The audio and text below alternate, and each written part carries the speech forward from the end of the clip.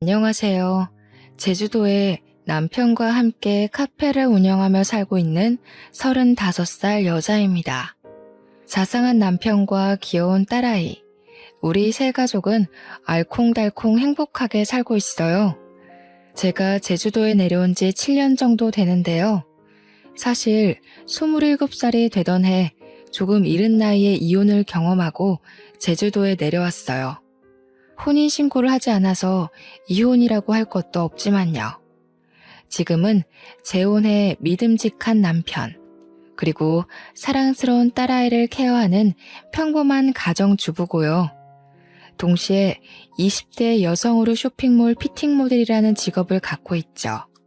남들이 말하는 소위 연예인 뺨치는 외모이지만 원래부터 이렇지는 않았답니다. 원래는 체력도 좋지 않고 운동을 싫어했어요. 관심을 두지 않았죠. 먹어대기만 하는 통에 제 몸은 99에서 100 사이즈를 입을 정도로 몸이 뚱뚱했죠. 이를 악물고 다이어트를 해 건강한 삶을 살게 된 계기가 있습니다. 제가 제주도에 내려왔는지 왜 밀어날 정도로 독한 마음으로 다이어트를 했는지 궁금하지 않으세요?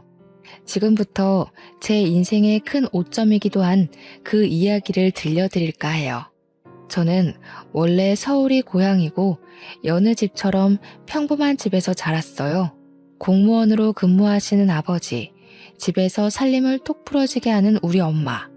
엄마는 아버지와 자식들에게는 항상 따뜻한 밥을 먹여야 한다며 부지런을 떠셨는데 음식 솜씨도 좋아 이것저것 요리를 많이 해주셨거든요.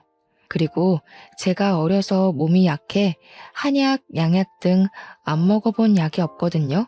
어렸을 때는 힘없이 쓰러지기 일쑤였고 평소에도 힘이 없어 보인다는 말을 자주 들었습니다. 몸의 원기 회복을 도와주고 기력 보충을 해주는 한약을 어려서부터 먹었던 탓일까요? 몸이 쉽게 붓고 살이 잘 찌는 체질로 변하게 되더라고요. 통통하다 못해 제가 봐도 뚱뚱했지만 그게 살아가면서 흠이라고 느껴지진 않았습니다. 그렇다고 사람들의 시선을 아예 의식하지 않은 건 아니었어요. 저도 사람이니깐요. 그 일이 있은 후에는 생각이 바뀌게 되었죠. 시간이 흐르고 대학을 졸업하고 사회생활 목전을 앞둔 어느 날이었어요.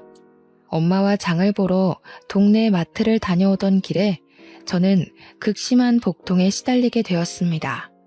엄마는 서둘러 119에 전화를 하셨고 그 길로 응급실로 갔죠. 이런 통증이 있었을 텐데 이걸 어떻게 참았습니까? 엑스레이나 초음파상으로 볼 땐 담석증과 급성 충수염이 의심되네요. 조금만 늦었어도 복막염으로 응급수술할 뻔했네요. 수술을 하는 게 좋을 것 같습니다. 네? 한 번도 아픈 적은 없었어요.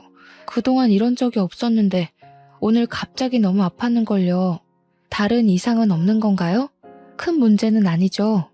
그대로 둬봤자 좋을 것도 없고 2가지 경우가 한 번에 올 수는 있지만 초음파로 봤을 때 이 정도면 큰 편이에요. 아주 심각한 건 아니지만 어차피 수술해야 됩니다. 우선 진통제 놔드릴 테니 조금 버텨보시고 내일 아침에 다시 봅시다.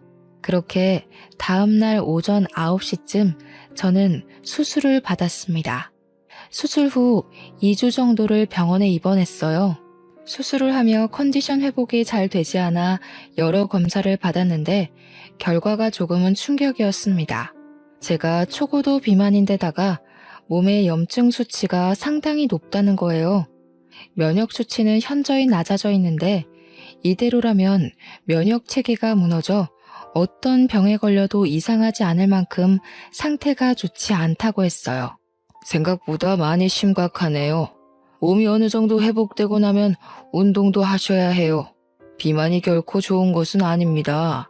여기서 더 심해지면 비만 질환으로 병원에서 살아야 할 수도 있어요. 약 처방해 드릴 테니 꾸준히 복용하시고 힘드셔도 운동하는 습관을 기르세요. 제가 뚱뚱한 건 이미 모두가 아는 사실이었지만 그렇게 심각한 상태인 줄 몰랐거든요.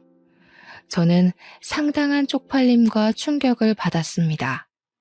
퇴원 후 처방받은 약, 그리고 식이요법과 운동으로 15kg 정도를 어렵사리 감량했어요. 정말 운동을 싫어했지만 죽지는 말아야지 하는 생각에 이 약 물고 버텼거든요. 날씬까지는 아니지만 남들이 말하는 통통한 몸을 갖게 됐죠. 그렇게 조금씩 건강관리를 하며 회사에 취직도 했습니다. 사회생활을 하다 보니 정말 예쁘고 몸매가 좋은 여자들이 많았어요. 딱 붙는 옷, 직장을 다니며 누구나 한 번쯤은 꿈꿔본 정장핏, 모델 같은 사람들, 44에서 55 사이즈의 적당한 굴곡을 가진 몸매는 저에겐 그림의 떡이었습니다. 매번 옷을 살 때면 빅사이즈로 사야 해서 여러 사이트를 찾아보고 겨우 몸에 맞는 옷을 구매할 수 있었죠. 점점 자존감을 잃어갈 때쯤 운동을 취미로 삼아보자 생각해 회사 내 등산 동아리에 가입했어요. 격한 운동을 싫어하고 약간의 두려움이 있었거든요. 하지만 등산은 조용히 잘할 수 있을 것 같았어요. 회사 일로 지친 몸을 상쾌한 공기를 마시며 힐링할 수 있기도 하고 운동도 하고요. 등산 동아리에 가입한 이후에도 저만 덩치가 커 보이는 것 같은 느낌을 받았습니다. 딱 붙는 옷, 색색의 예쁜 등산복을 입지 못한다는 사실에 우울감만 더 커져가고 있었거든요. 등산을 하다가 맨 뒤에서 처져도 동아리 회원들이 잘 챙겨주었는데 점점 지쳤는지 관심받게 날 무렵 마케팅팀의 한 직원이 저를 위로해 주더라고요. 그게 바로 전 남편이었습니다. 저에게 물을 건네며 힘들지 않냐며 같이 올라가지 않겠냐고 손도 잡아주고요. 그것을 계기로 연락처를 주고받아 점심시간에 같이 식사도 하고 커피도 마시며 가까워졌어요. 제가 평소에 건강관리를 하고 있는데 운동이 너무 어렵다며 고민을 이야기했죠. 그때 고맙게도 전 남편은 용기를 북돋아주고 싶다며 운동을 해보고 싶으면 적극적으로 도와주겠다고 했어요. 그렇게 퇴근 후 같이 헬스장을 끊어 한두 시간씩 같이 운동도 했고요. 더욱 사이는 가까워졌고 저희는 연인 사이로 발전하게 됐죠. 남편은 키도 훤칠하고 수려하게 생긴 외모에 정장이 잘 어울린다는 말 그대로 엄친아 스타일이었습니다. 회사에서도 여직원들이 수도 없이 대시를 할 정도로 인기 있는 남자였거든요. 저와 사귀고 나서도 저의 못생긴 외모나 저희를 쳐다보는 주변의 시선 따위는 의식하지 않았고요. 우습지만 회사에서 비밀 연애가 들통나 생긴 별명은 야수와 미남 커플이었어요.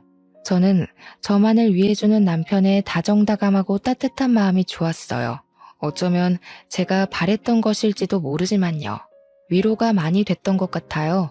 그렇게 1년 정도의 연애 기간 후 저희는 결혼을 하게 됐습니다. 시아버지는 몇 년 전에 돌아가셔서 시어머니 혼자 살고 계셨는데 저를 탐탁지 않아 하셨어요. 정확히는 제 외모가 마음에 들지 않으셨던 거죠. 너 그 몸으로 아이나 제대로 낳을 수 있겠니? 다이어트를 좀 해야 되지 않겠어? 그래야 나중에 조금이라도 도움이 되지 않겠냐고. 엄마, 면전에 대고 그게 무슨 말이에요. 뚱뚱하면 애도 못 가져. 열심히 운동하고 우리끼리 알아서 할 테니 신경 끄세요. 그렇게 말하는 것도 스트레스야. 스트레스 받으면 더 힘들잖아. 그러니 그만해요. 남편이 그런 게 뭐가 중요하냐며 우리끼리 알아서 하겠다고 중간에서 채비를 해주었어요. 서로 난감한 상황이었지만 남편 덕분에 무사히 모면할 수 있었죠. 결혼식을 올린 뒤 회사 근처 오피스텔에 살았는데요. 어느 정도 돈을 모아 대출을 껴 작은 평수의 아파트를 마련하게 됐습니다. 제 친구들과 남편의 직장 동료들을 불러 집들이를 하기로 했죠. 맛있는 음식을 먹으며 분위기가 무르익다 보니 술이 모자랐어요. 저는 잠시 집 앞 마트에 다녀온다고 하고 옷가지를 챙겨 나갔죠. 지갑을 두고 와 다시 집으로 올라갔는데 현관 앞에서 그대로 멈출 수밖에 없었어요. 술이 조금 들어간 상태고 늦은 시간이어서 제 친구들은 먼저 집으로 갔고요. 남아있는 남편 친구들이 대화를 하는데 화가 나기보다는 비참한 기분이 들었거든요. 야, 도영아, 이제 좀 솔직해져봐. 재수씨도 없고 우리끼리 있는데 너 마음에도 없는 결혼하고 지금 이 생활 만족하냐? 솔직히 재수씨 착한 거 빼면 볼 거 없잖아. 뭘 보고 결혼했어? 맞아. 너 지은이한테 거하게 차이고 나서 복수하고 싶어서 결혼한 거 모를 줄 알아? 그리고 솔직히 지금 애도 없는데 마음도 없으면 온전하겠냐고. 요즘에 이혼이 흠도 아니고 할 수 있을 때 하는 게 좋다고 본다 나는. 야, 너희들은 무슨 말을 그렇게 하냐?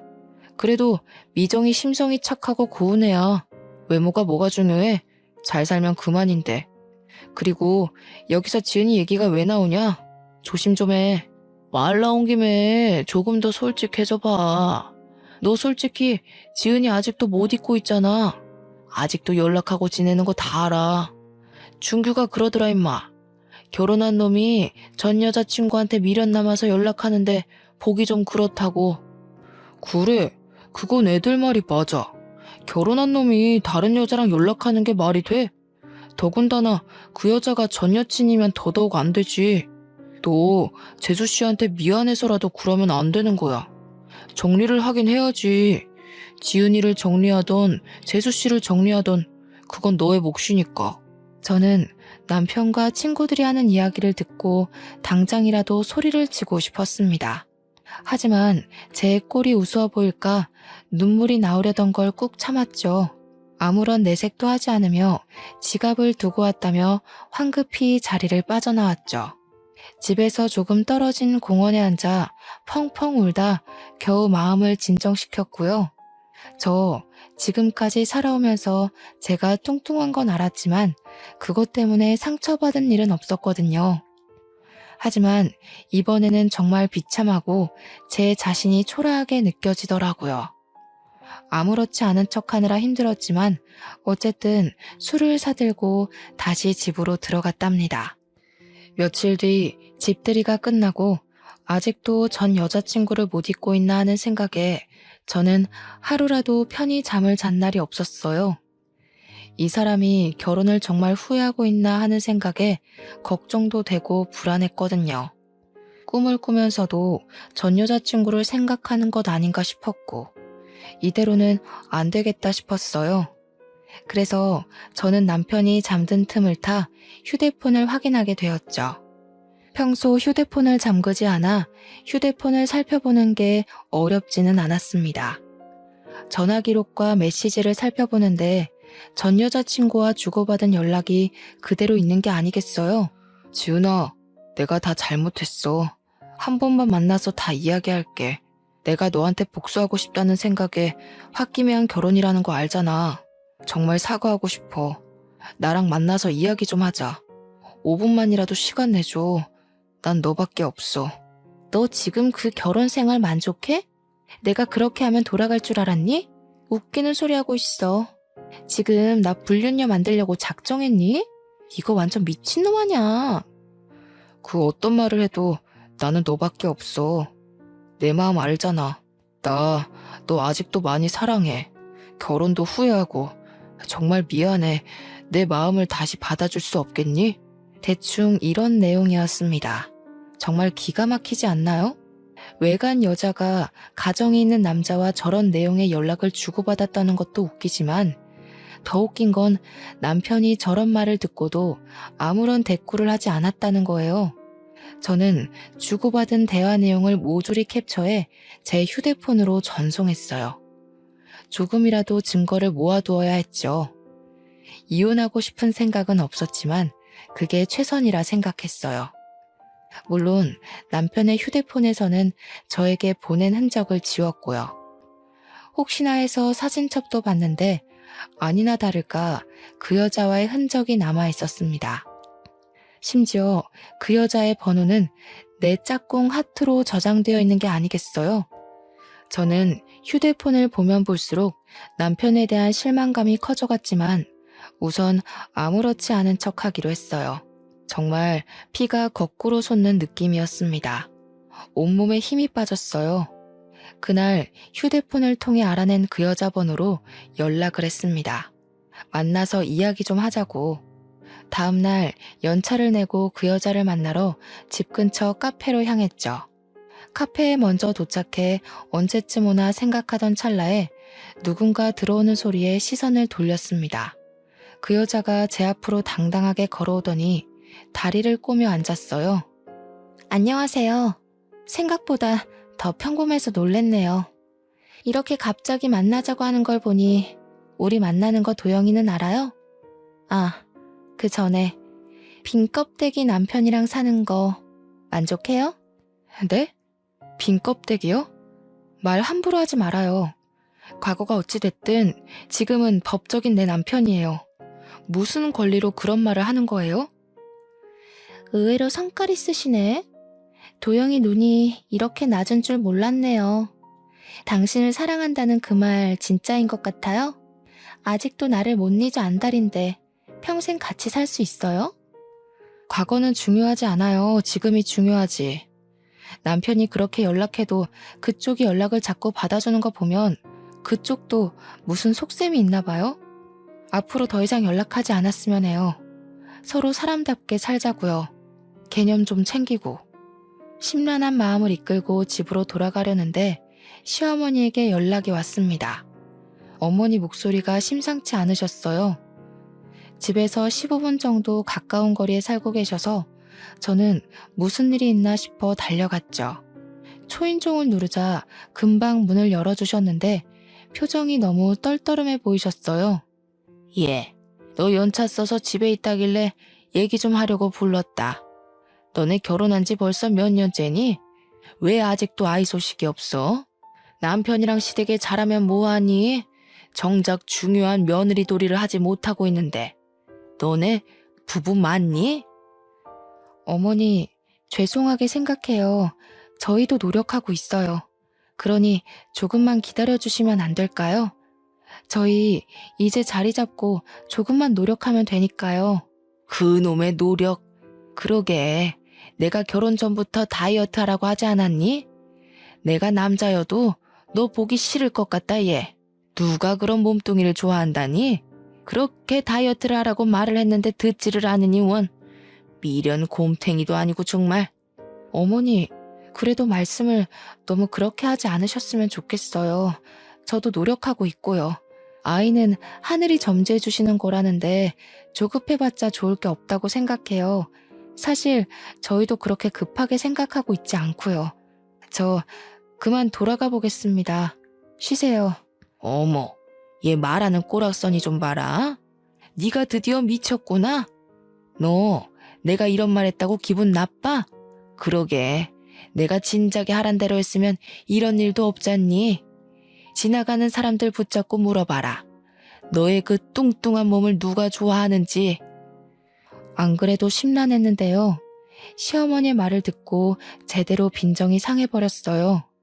남편에 대한 배신감과 그 여자에 대한 분노, 그리고 시어머니에 대한 원망으로 가득 찼고 저는 그날로 운동을 하기로 마음먹었습니다.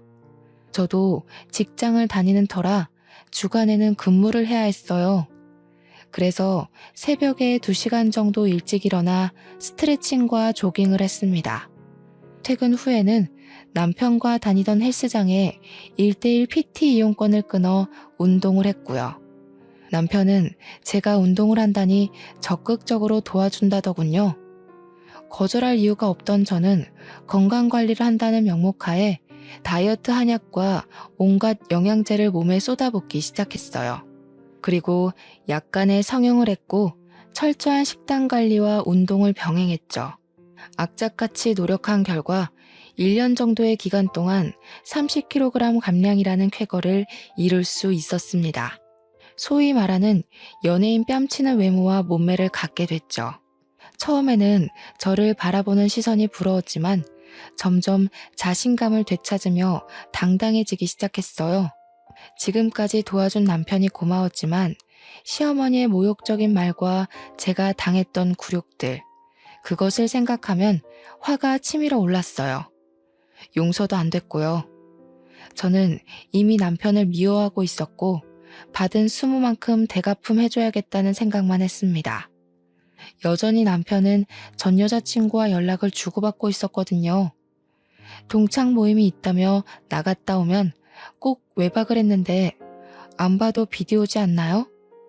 이미 저로서는 남편에 대한 신뢰가 땅에 떨어질 대로 떨어진 뒤였죠. 아이를 가져야 한다는 명목으로 회사를 그만두고 살림에 전념하라던 시어머니의 말대로 저는 회사를 그만두고 자기 관리에 전념하기로 했어요. 물론 아이를 가질 마음은 절대 없었지만요. 말을 고분고분 듣는 며느리 코스프레를 하느라 여간 고생한 게 아니었습니다. 회사 일을 그만두니 적적하긴 했습니다. 그러던 저에게 어느 날 새로운 제안이 왔어요. 병원에 다녀오던 길이었는데 쇼핑몰 피팅 모델 일을 해보지 않겠느냐며 길거리에서 캐스팅을 당한 겁니다. 저는 한 번도 해보지 못한 분야의 일이었고 내가 과연 잘할 수 있을까 하는 의구심이 들었죠. 무모한 도전이다 생각하며 눈을 질끈 감고 우여곡절 끝에 첫 촬영을 마쳤어요. 반응은 폭발적이었고 저는 인터넷으로도 조금씩 유명세를 치르기 시작했고요. 제 덕분에 매출이 올랐다며 쇼핑몰 사장님이 돈을 더 챙겨주시기도 하셨어요. 얼굴이 이뻐진 탓에 사장님이 화장품 모델로 한번 해보라길래 딱 한 번 온라인 화장품 모델을 나갔거든요. 그런데 반응이 좋아서 화장품 모델까지 고정적으로 일하게 됐습니다. 처음에는 그저 이 상황이 얼떨떨하기만 했어요. 길을 지나가면 알아보는 사람도 생기고 자신감이 하늘로 솟구치고 있었죠. 덕분에 돈도 직장인 월급의 2~3배는 많이 벌 수 있었고 마음의 여유도 생겼습니다. 유명한 잡지사에 떠오르는 모델계의 샛별이라는 주제로 인터뷰하기도 했고요. 제 과거 사진을 공개하며 다이어트 비결, 운동 비결 등을 숨김없이 오픈했는데 오히려 반응이 더 좋아서 쇼핑몰 매출이 급상승했다고 인센티브까지 넉넉하게 받았습니다. 그런 저의 모습을 남편과 시어머니는 대단하다며 칭찬을 해주었어요. 시어머니는 이제야 제가 정신을 좀 차리는 것 같다며 아이를 가지라고 여전한 모습이셨지만요. 친구들과 부모님은 제가 예뻐진 것보다 당당해지고 자신감이 생긴 것에 대해 축하를 해주셨습니다. 하지만 저는 남편에게 복수할 날만 기다리고 있었죠. 예, 이제 좀 말이 통하는구나. 그렇게 말할 때는 듣지도 않더니 네가 무슨 바람이 불어서 오래간만에 며느리 노릇을 좀 하는구나. 곧 좋은 소식도 들려주겠지? 기대하고 있으마. 에이, 엄마는 또 잘 나가시다 왜 그러실까? 아이 문제는 우리가 알아서 할 테니 엄마는 그저 지켜보기만 하시라니까는. 우리 걱정 말고 엄마 끼니나 잘 챙겨 드시고 그러세요. 엄마 그거 오지랖이다? 이놈 새끼가 엄마한테 말버릇이 그게 뭐야? 시애미가 돼가지고 그 정도 말도 못하고 산다냐?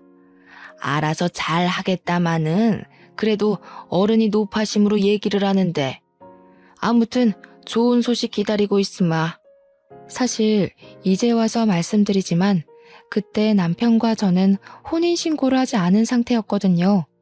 왜냐하면 집을 구매해서 세금 문제로 1년 정도만 더 있다가 혼인신고를 하자 합의를 했어요. 물론 양가 부모님에게는 비밀로 했고요. 혼인신고를 안 했다고 하면 그게 말이 되냐며 노발대발 하셨을 옛날 분들이셨거든요.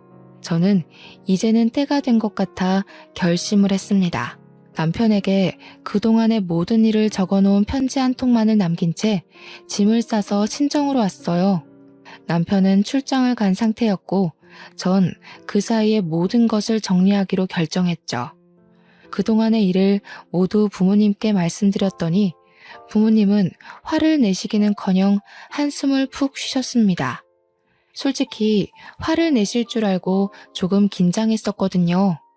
오히려 부모님은 제 결정이 그렇다면 믿어주겠다고 응원을 해주시는 게 아니겠어요? 저는 부모님께 죄를 짓는 것 같고 불효를 저지른 것 같아 가슴이 찢어지는 것 같았어요. 그러기도 잠시 남편이 출장 갔다 돌아왔는지 전화에 불이 나기 시작했습니다. 남편의 시어머니까지 전화기를 꺼둔 탓에 부모님 휴대전화에도 불이 나기 시작했죠. 연락이 닿질 않자 친정에 찾아온 남편은 한 번만 만나달라며 애원하기 시작했어요. 친정 부모님께도 혹시라도 찾아오면 절대로 문 열어주지 말라고 채비해 놓았고요. 미정아, 이러지 말고 만나서 얼굴 보고 이야기하자 제발. 갑자기 이러는 이유가 뭔지 모르겠어. 나 지은이랑 아무 사이도 아니란 말이야. 네가 오해하고 있는 것 같은데 내가 전부 다 설명할게. 제발 한 번만 만나줘. 며칠을 문전박대하며 만나주지 않았어요. 지치는 법도 모르는지 하루도 안 빼놓고 친정집에 오길래 이 짓도 못할 짓이다 싶고 부모님이 괜히 피해보시는 것 같아 집 앞 호프집에서 만나자고 했죠. 맨정신에는 제대로 상대할 수 없을 것 같아 단숨에 맥주 한 잔을 들이켰죠. 아니나 다를까 저를 본 남편은 불쌍한 척을 하며 되지도 않는 변명을 늘어놓더군요. 가만히 듣자 하니 정말 가증스럽고 역겨웠어요. 미정아, 너도 알잖아. 내가 널 얼마나 사랑하는지. 전 여자친구 때문에 널 만나서 결혼한 게 아니야. 물론 너를 처음 만날 땐 보여주고 싶은 마음은 있었어. 하지만 결혼은 정말 온전히 네가 좋아서 한 거야. 제발 날 믿어줘. 어떻게 하면 마음을 돌릴래? 뭐? 사랑? 웃기는 소리 하고 있네. 내가 무슨 마음으로 독하게 다이어트 했는지 알아? 이게 다 당신이랑 어머니 때문이라고. 아직도 모르겠어? 날 그렇게 무시하고 짓밟을 때는 언제고 이제 와서 사랑 타령이야? 그게 무슨 말이야? 사랑 타령? 그리고 왜 갑자기 여기서 엄마 이야기가 나와? 알아듣게 좀 이야기해. 엄마가 너한테 무슨 짓을 하기라도 했어? 왜 가만히 있는 우리 엄마까지 들먹여? 엄마가 애 낳으라고 한 것 때문에 그래? 어른이 그 정도 말은 하실 수도 있는 거지. 이 와중에 시어머니 이야기를 하니 발끈하며 감싸는 모습을 보고 그나마 남아있던 정도 뚝 떨어지더라고요. 지금 상황에서 누가 갑인지 모르는 것 같았어요. 어떻게 하면 저렇게 멍청한 말을 할 수 있을까 의구심이 들었죠. 저 같으면 무조건 미안하다고 싹싹 빌었을 건데 자기 엄마 편을 들고 앉아있는 꼴이라니 더 이상 말할 가치가 없었습니다. 도영씨, 아직 정신 덜 차렸구나.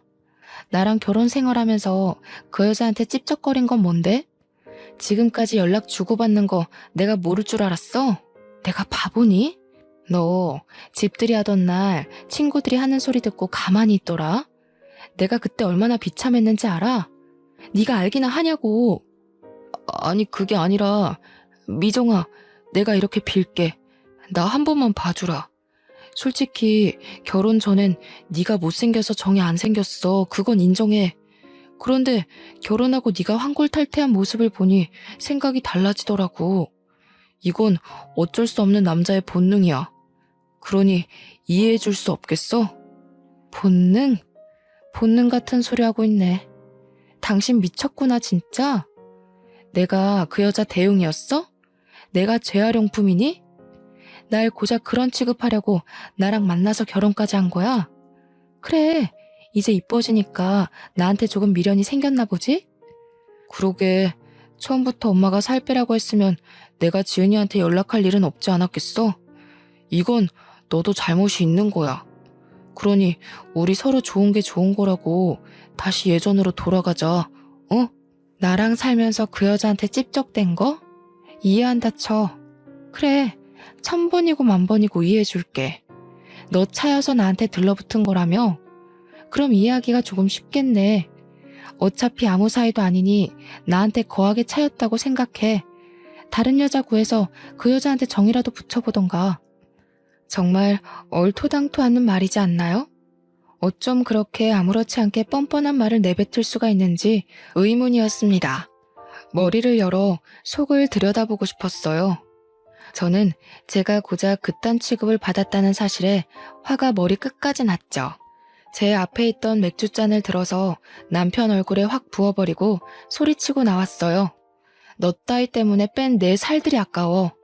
그럼 이제라도 그 잘난 전 여자친구 만나서 결혼 생활 시작하면 되겠네. 너랑 나랑 무슨 사이라도 돼? 우리 어차피 혼인신고도 안 했으니 네 마음대로 해. 이후로도 전 남편은 전화, 문자, 심지어 인터넷으로도 미친 듯이 연락을 하기 시작했습니다. 제가 전부 무반응으로 대처하니까 이번에는 시어머니가 연락을 해오더군요. 얼굴 보며 만나서 이야기하자는 말에 드러나 보려고 시댁 근처 카페로 갔죠. 카페에 들어가기 전 앉아있는 시어머니를 가만히 쳐다봤어요. 딱 봐도 어떻게 구슬려야 애가 돌아올까 하는 표정이 한눈에 봐도 느껴집니다. 저는 더 이상 휘둘리지 않을 자신이 있었기에 마음을 가다듬고 당당하게 카페 안으로 들어섰어요.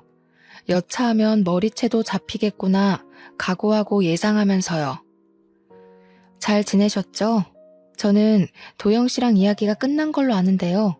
도영 씨한테 전해들은 이야기 없으신가요? 저한테 더 하실 말씀이라도 있으신가요? 설마 여기서 더 살 빼라는 말씀하시려고 온 건 아닐 테고. 예, 너는 정신이 있는 애니 없는 애니? 이혼이 그렇게 쉽니? 어떻게 종이에 띡 몇 자 끄적여놓고 집 나가서는 이혼하자는 말이 그렇게 쉬워?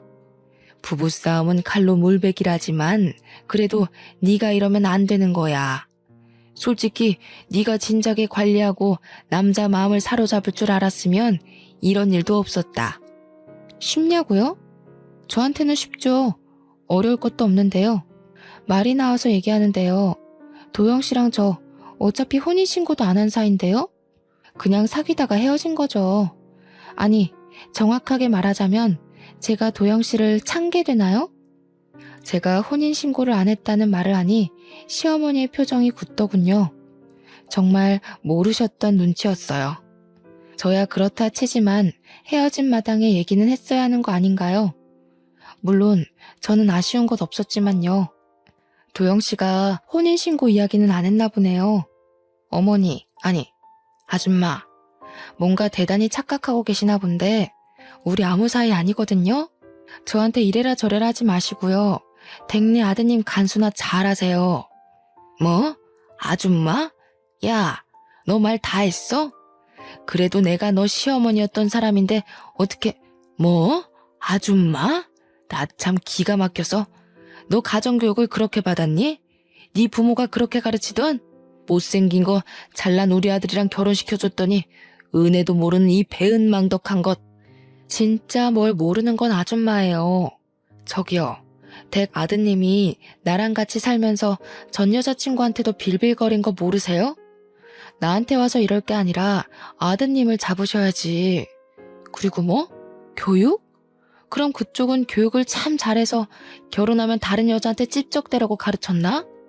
앞으로 한 번만 더 연락하면 나도 가만히 안 있어요. 알겠어요? 아니, 얘는 뭘 그런 걸 가지고. 그러지 말고 내가 다 잘못했으니 다시 올라오거라. 도영이 어디에 한눈 못 팔게 잘 잡고 있을 테니까 나 믿고 다시 시작하자꾸나. 내 약속하마. 한 번만 더 찾아오면 간통죄던 상간녀 소송이던 고소할 겁니다. 정신적 피해 보상까지도요. 혼인신고만 안 했지 주변 사람들은 이미 결혼식 왔다 갔고 집들이도 했고 집도 같이 샀고 그 사람들이 다 증인이에요. 어디 한번 물어볼까요? 버젓이 아내가 살아있는데 전 여자친구 못 잊어서 만나러 다니는 불륜남 어떻게 처리할지? 아니 미정아, 무슨 말을 그렇게 하니? 그러지 말고 내 이야기 좀 들어보렴. 내가 조금 전에는 흥분해서 막말을 했어. 실수했다 아가. 서로 살아가면서 실수를 한 번쯤 하길 마련이야. 서로 이해하며 넘어가 줄 수는 없겠니? 친척들 얼굴은 어떻게 보고 또 도영이가 망가져가는 꼴을 나더러 어떡하라는 소리니? 그건 아줌마가 알아서 하셔야죠. 그것까지 제가 신경 써야 될 이유가 있나요? 저한테 그렇게 살 빼라 애가져라 했던 분은 어디 가셨어요? 이제 주제 파악 좀 되셨으면 댁에 돌아가셔서 아드님 회초리를 치시던지 가둬놓고 패시던지 정신 좀 차리라고 해주실래요? 저는 더 이상 상대할 가치도 못 느꼈습니다. 그럴 힘도 없었고요. 잔뜩 소리를 치고는 연락하지 말라며 자리를 박차고 나왔어요. 너무 연락을 해대는 통에 저는 결국 휴대폰 번호를 싹 다 바꿔버렸죠. 친정집에 더는 찾아오지 못하도록 다른 지역으로 이사까지 갔고요. 정말 진절머리가 난다는 말이 이런 데서 나오나 봅니다. 다행히 그 뒤로 더는 찾아오지 않더라고요. 저는 서울에서의 생활을 정리하고 제주도로 터전을 옮겼어요. 모델 일을 하며 충분한 돈을 모았기에 제주도에서 좋은 풍경을 보며 여유롭게 생활하고 싶었거든요. 그동안 많이 힘들었고 마음의 안정을 되찾고자 노력했습니다. 그래서 제주도에 작은 정원이 딸린 전원주택을 사서 정착하게 되었죠. 제주도에서 잠시 휴식기를 가지며 저를 위한 여행을 시작했어요. 여행이라고는 별다를 것 없이 혼자 영화를 보기도 하고요. 서점에 들러 책을 사 카페에서 커피 한 잔을 하며 독서를 즐기기도 했고요. 탁 트인 바다를 보며 그림을 그려본다든지 사진을 찍는다든지 제주도 이곳저곳을 돌아다녔죠. 그러다 여행을 하며 자주 들리던 카페 사장님과 친분이 생겼습니다. 제가 은근 고지식해서 한 가지 메뉴에 꽂히면 그 메뉴를 파는 가게에서만 사 먹는 버릇이 있거든요. 그날도 어김없이 늘 먹던 메뉴를 주문하려고 했습니다. 늘 혼자 오시면서 같은 메뉴만 주문하시던데 이번에는 제가 추천 좀 드려볼까요? 저는 제가 먹던 것만 먹어서 어떤 게 좋은지 모르겠네요. 감사하지만 추천해 주실 만한 메뉴가 있나요? 무가당 주스만 드시길래 이번에는 달달한 커피 한번 추천해드리고 싶은데요. 따뜻한 바닐라 크림 라떼 어떠세요? 제가 제일 추천드리는 메뉴예요. 그 일을 계기로 카페에 자주 방문하며 사장님과 많은 이야기를 하게 됐습니다. 나이는 저보다 5살 많았고 원래 제주도가 고향인 사람이었습니다. 대화를 하다 보니 이야기를 경청해 주시는 모습이 마음이 참 따뜻한 사람인 걸 느꼈어요. 저에게 제주 생활을 하며 불편한 것이 있으면 얼마든지 터놓고 이야기하라고 해주셨고 실제로도 많이 챙겨주셨죠. 카페에 자주 방문하며 사장님과 많은 이야기를 나누게 되었는데요. 알고 보니 사장님은 저와 비슷한 아픔을 가지고 있더라고요. 그래서 그런지 저에게는 사장님이 더욱 공감과 위로가 되는 존재로 다가왔습니다. 저는 제주도에서 생활하며 여전히 모델 일을 꾸준히 하고 있었는데요. 어느 날 한 해외 잡지사에서 저를 인터뷰하고 싶다며 제의가 들어온 게 아니겠어요? 남들도 다 알만한 유명한 대형 잡지사라 저는 잔뜩 긴장한 채 인터뷰에 응했고요. 원래부터 모델 일을 했던 게 아니고 전문적으로 배워본 적도 없는 터라 많이 긴장했죠. 그런 저를 가족들과 카페 사장님은 응원을 해주셨어요. 그 잡지사에서는 제가 모델 일을 하게 된 이유에 대해 인터뷰를 했습니다. 지난번과 같이 제 과거 사진과 함께 있는 그대로를 보여드렸어요. 처음부터 원해서 갖게 된 직업은 아니지만 지금의 저를 있게 한 건 과거라고 하면서요. 결국 그 인터뷰가 계기가 되어 저는 이탈리아에서 열리는 패션쇼에 초대받게 됐습니다. 명품 브랜드는 아니지만 의류 화보도 찍게 되었고요. 제주도와 서울, 외국으로 가며 정말 바쁘게 2년 정도를 보냈죠. 힘이 들고 지칠 땐 언제나 뒤에 카페 사장님이 계셨습니다. 그렇게 저희는 마음이 통해 연인 사이로 발전하게 됐고요. 그런데 뜬금없이 잊고 지냈던 사람이 저를 찾아왔습니다. 저의 소식을 접한 전 남편은 콩고물이라도 주워 먹고 싶었는지 제주도로 저를 찾아왔습니다. 바뀐 번호를 어떻게 알았는지 전 시어머니의 연락도 오고요. 여긴 웬일이야? 무슨 염치로 당신 여기로 오는 거야? 정말 나를 생각한다면 더 이상 찾아오지 말아야지. 내가 유명해지니까 탐이 나디? 미안하지만 더 이상 당신과 엮이고 싶지 않으니 그만 가줘. 나도 이렇게까지 하는 거 정말 싫어. 하지만 어쩌겠어. 이미 내 마음은 너한테 있는걸. 그러지 말고 우리 다시 잘해보자. 어머니도 그걸 바라시고. 같이 서울로 가서 예전처럼 행복하게 잘 살자, 미정아. 결국 아쉬워서 온 거겠지. 내가 예뻐지고 돈 많이 벌고 유명해지니까 그제야 며느리 취급하고 싶으시다던? 너는 또 뭔데? 난 더 이상 너희들 상대할 가치를 못 느끼겠으니까 험한 꼴 당하고 싶지 않으면 당장 꺼져. 뭐? 험한 꼴? 너희들? 너 정말 이렇게 나올래? 너 그 카페 사장이랑 무슨 사이야? 너 나 몰래 남자도 만났어? 이거 안 되겠네. 오냐오냐 해줬더니 아주 끝까지 기어오르네. 너야말로 험한 꼴 당하고 싶어? 좋은 말 할 때 순순히 내 말대로 해. 정말이지 등산 동아리에서 처음 만났던 그 다정다감했던 남편이 맞는지 의심스러웠어요.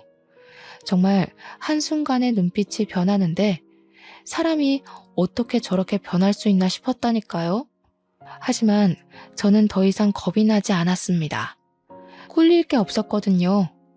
열차 끝난 뒤에 태워달라 하소연하면 무슨 소용이냐고요. 저는 마음을 다잡고 다시 한번 이야기했습니다.